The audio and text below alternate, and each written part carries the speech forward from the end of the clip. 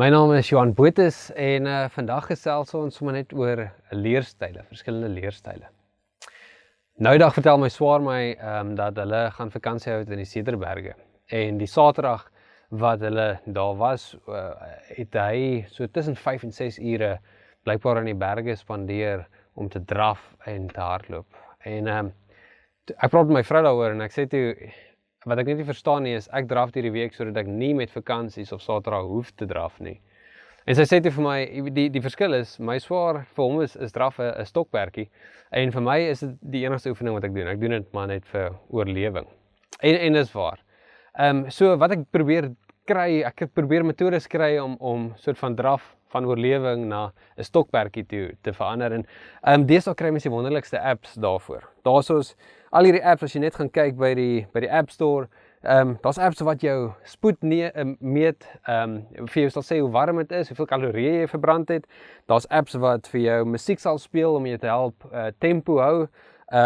Daar's 'n interessante ene wat jy met oorfone moet hardloop, want dan klink dit so zombies wat agter jou aanhardloop. En hoe stadiger jy hardloop, hoe harder en nader kom hierdie zombies aan jou, en in jou oor is daar iemand wat vir jou gaan help om jou lewe te red en waar jy moet links en regs draai. Dis ongelooflik. En om die resensies te lees, te sien hoe mense reageer. En daar's mense wat hou van hierdie vrees, hierdie tema of hierdie element van vrees, dat jy weet, hulle moet vinnig hardloop anders gaan die zombies hulle vang. Daar's ander mense wat gaan draf en hulle wil net die stilte hê. Hulle wil net iets hê wat meet hoe ver hulle gedraf het en hoe vinnig. En dan is daar ander wat natuurlik die musiek wil hê. Hulle hou daarvan, dit motiveer hulle.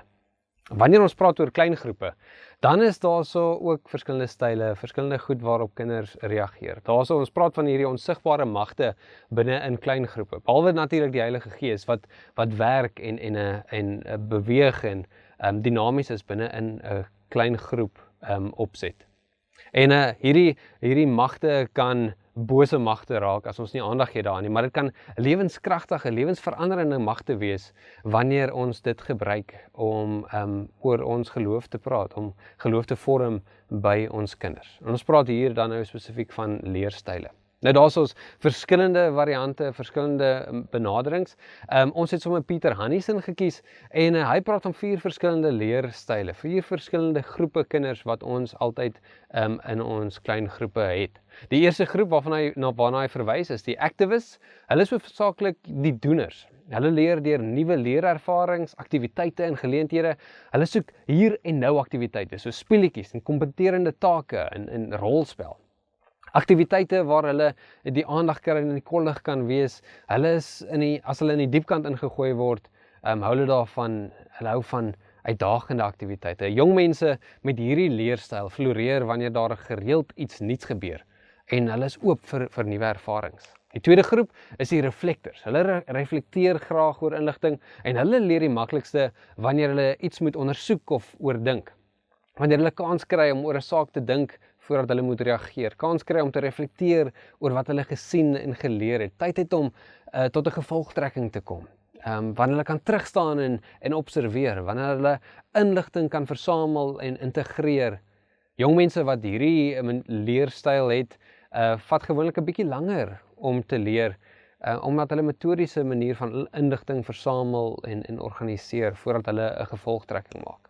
Die derde groep is die theorists, noem Pieter Hannie hulle wil gevolgtrekkings en uitkomste bepaal. Hulle leer die lekkerste wanneer hulle inligting metodies kan oordenk en gevolgtrekkings en verbande tussen sake trek. Daar is as daar 'n gestruktureerde omgewing is met 'n duidelike uitkoms, dan floreer hulle. Wanneer hulle kans kry om 'n basiese metodes en motiverings agter sake te kan bevraagteken en te ondersoek, wanneer hulle intellektueel uitgedaag word, wanneer hulle die rasionele en objektiewe denke, dit is wat hulle verwelkom. Hulle teenstrydighede kan saamgooi in 'n verstaanbare geheel. Jong mense wat op hierdie manier leer, funksioneer goed in 'n omgewing waar 'n model van metode hulle kan help om 'n spesifieke uitkoms te bereik. Dan is daar die pragmatists. Hulle hou van prakties volgens planne en tegnieke te leer.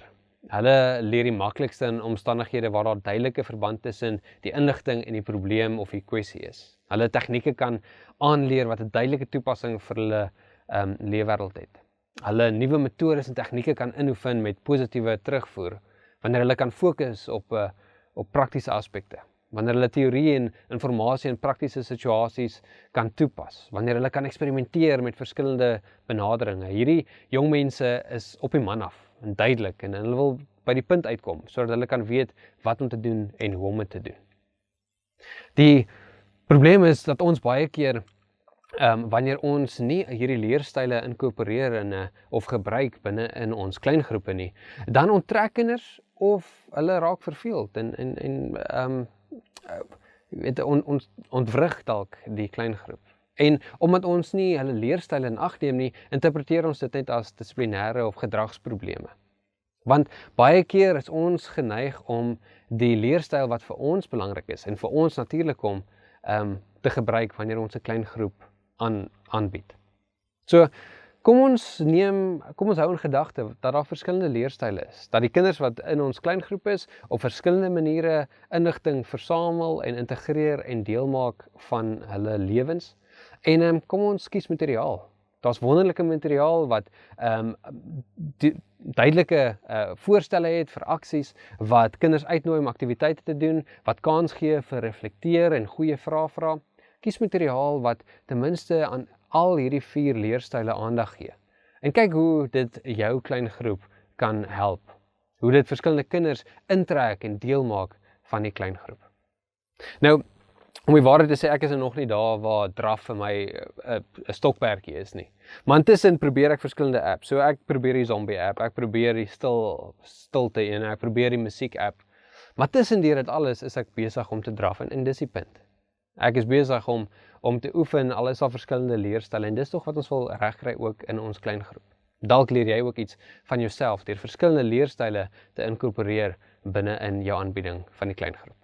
So gebruik asseblief die meegaande hulpbronne en gesels verder oor leerstyle.